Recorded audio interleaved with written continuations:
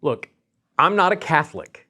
I am a fully committed evangelical Protestant. So should I care who the next pope is? I mean, does it really matter to me at all? Well, stick around and we'll talk about that.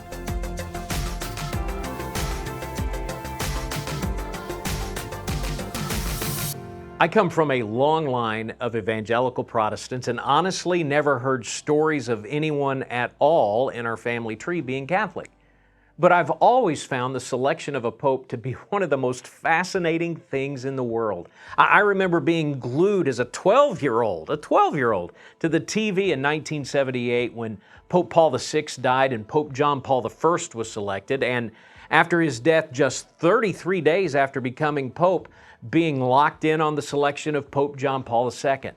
The picture of cardinals in their scarlet red cassocks entering the Sistine Chapel and of having the doors locked behind them, the idea of deliberations taking place under the watchful eyes of the works of Michelangelo, while the world watches for puffs of white smoke pouring from the Vatican chimney, signaling the selection of a new leader for the world's billion-plus Catholics, well, I'm just enthralled by it all.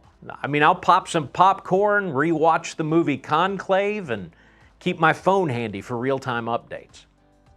But make no mistake, there are significant theological differences, profound theological differences between my understanding of Scripture and the Catholic understanding of Scripture. I differ with Catholics strongly on the authority of Scripture and justification by faith, and frankly, the idea of a pope in the first place.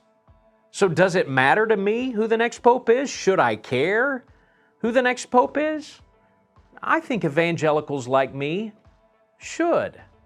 Because while a Catholic priest and I may lock theological horns over a host of important and critical scriptural issues, we lock arms on many issues that are important to the heart of God. We join Catholics worldwide in championing protections for the unborn and upholding a traditional view of marriage. We should pray for the cardinals to select a pope who will continue to unwaveringly defend those convictions. At the same time, we should pray for a pope to continue to champion the poor and forgotten as Francis did. His tenure as pope reminded evangelical Christians like me that the ethic of Scripture and the arc of the gospel bends toward the poor and oppressed. You can't read the Old Testament prophets or the New Testament Gospels without being confronted over and over again with the truth that love for neighbor, and therefore love for God, is measured in large part by our care for our poor and oppressed neighbor.